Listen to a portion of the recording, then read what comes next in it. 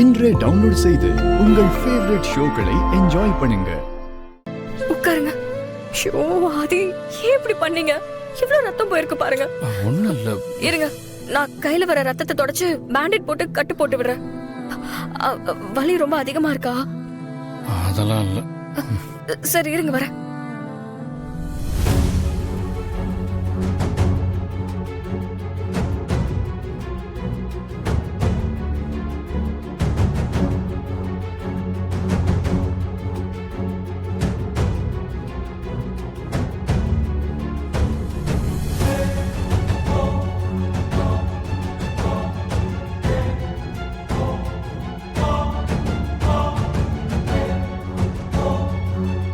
இருங்க ஆதி, நான் போய் உங்களுக்கு குடிக்க ஏதாவது கொண்டு வரேன். ரெஸ்ட் எடுங்க. ஆதியால என்ன அவங்க அடிச்சது தாங்கிக்க முடியாம தான் இப்படி பண்ணிருக்காரு. அவரோட கோவத்தை அந்த கப்ல காட்டிருக்காரு. எனக்காக இதை பண்ண அவர் பக்கத்துல இந்த மாதிரி சமயத்துல அவர் கூட இருந்து அவரை கவனிச்சுக்க முடியாத பாவி ஆயிட்டேனே. அவருக்கு எவ்வளவு வலிச்சிருக்கும்.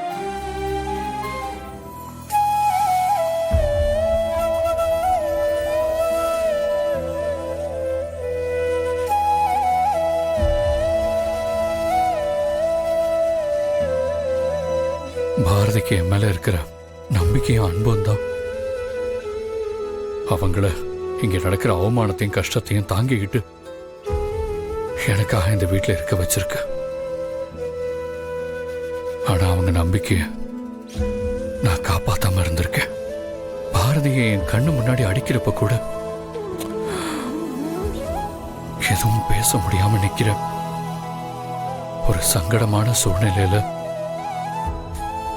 நான் இதெல்லாம் பார்த்து சகிச்சிட்டு இருக்க வேண்டியதா இருக்கு. இன்னும் பாரதி எனக்காக என்னெல்லாம் தாங்கிக்க போறாங்கன்னு எனக்கு தெரியல. ஆனா இனியும் பாரதிக்கும் என் குழந்தைகளுக்கும் இந்த மாதிரி நடக்கிறத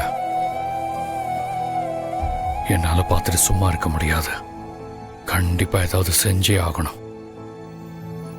நான் காஃபி எடுத்துட்டு வந்தப்போ மித்ரா என் காலை தட்டி விட்டதுனால தான் அப்படி ஆயிடுச்சு. பாரதி, வார்த்தை என்ன பேசுறோம், யார பேசுறோம்னு யோசிச்சு பேசு. காஃபிய வந்து ஒழுங்கா குடுக்க முடியாதா? ஏன் இப்படி பண்றேன்னு எங்க அண்ணன் கேட்டா ஏதோ நான் தட்டி விட்டுதான் நீ காஃபிய கொட்டதா அப்படியே மாத்தி பேசுற. ஏன் இந்த மாதிரி அபாண்டமெல்லாம் பழி போடுற? நான் ஏதோ யதார்த்தமா காஃபி நீட்டுறதுக்காக கை நீட்டினேன். நீ யோசனையில எங்கேயோ வச்சுக்கிட்டு காஃபியை கொட்டிட்டு இப்போ கேள்வி கேட்டதும் மாத்தி மாத்தி பேசுற. மித்ரா, நீ எதுக்கு டென்ஷன் ஆவற? நான் பேசிக்கிறேன்.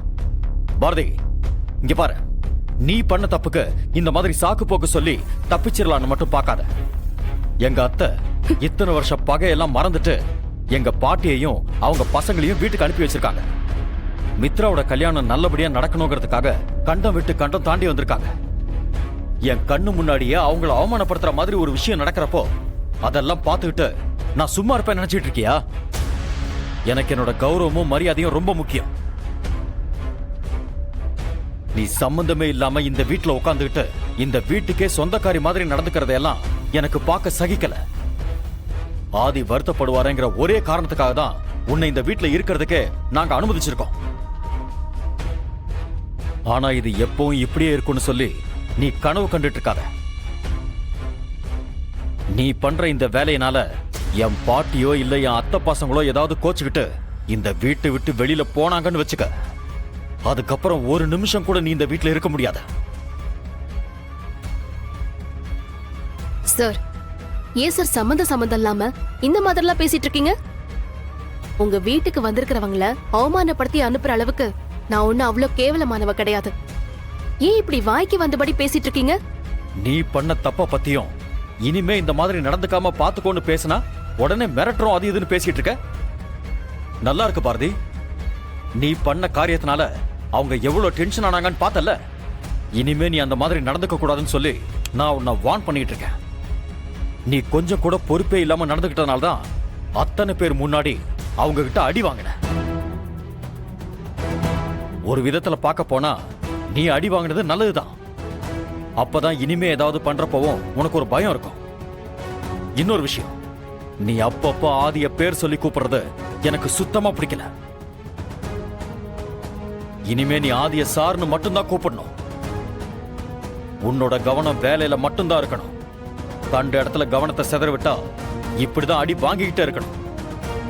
போய் வேலையை பாரு.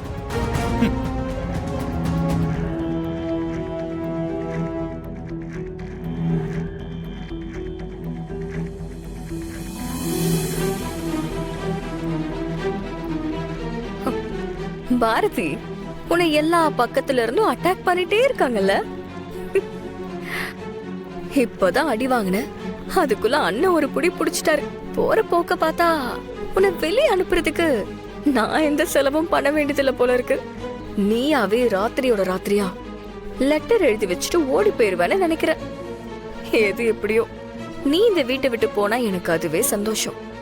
உன் முகத்தை பார்த்துக்கிட்டே இந்த வீட்டுல இருக்கிறது எவ்வளவு எரிச்சலான விஷயம்னு எனக்கு தெரியும்.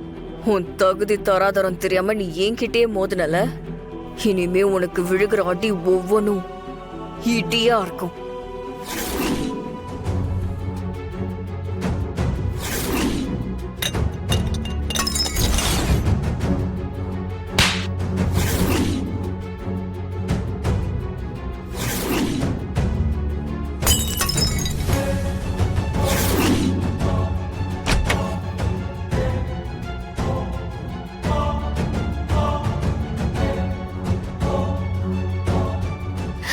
அழு, இதெல்லாம் பத்தாது.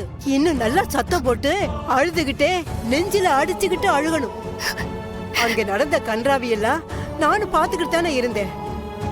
இந்த வீட்டுல இருக்கிறவங்க தான் மனசாட்சியை வித்து தின்னுட்டு இருக்காங்கன்னு பார்த்தா, எங்கேயோ இருந்து வந்து இறங்கினவங்களும் மனசாட்சியா அது எங்க கிடைக்கும், எத்தனை ரூபான்னு கேக்குற இடத்துல இருக்காங்க.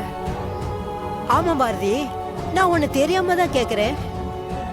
அவங்க அவ்வளவு பேசினாங்கல்ல, உன் வாயில என்ன கொழுக்கட்டைய வச்சிருந்த. உன்னோட பேச்செல்லாம் என்ன மாதிரி கிழவிய கிட்ட தானா? எங்க பேசணுமோ அங்க வாயை திறந்து பேசாம நியாயம் தர்மன்னு என்கிட்ட மட்டும் பேசு. யாரு எவருன்னு தெரியல, எங்கயோ வெளிநாட்டுல இருந்து வந்துட்டு வாய் சொல்ல வாயில இருக்கிறப்பவே கையை நீட்டி அத்தனை பேருக்கு முன்னால உன்னை அடிக்கிறான். உன் புருஷனும் அதை வேடிக்கை பார்த்துக்கிட்டு எதுவும் பேசாம கையில இருக்கிற டம்ளரை உடைச்சிட்டு நிக்கிறான். உங்க 2 பேர் மனசுலயே என்ன இருக்குன்னு சத்தியமா எனக்கு தெரியலடி. நீங்க 2 பேரும் சேர்ந்து வாழ வேண்டிய வாழ்க்கைய இப்படி கெடுத்துக்கிட்டு ஒரே வீட்டுல இருந்தும் நீ யாரோ நான் யாரோன்னு டிராமா பண்ணிட்டு இருக்கிறது எல்லாம் நான் பார்த்து தொலைய வேண்டியதா இருக்கு. நான் இப்பவே போய் ஆதி தம்பிகிட்ட நடந்த எல்லா விஷயத்தையும் சொல்லி இந்த பிரச்சனைக்கு ஒரு வழி பண்றேன்.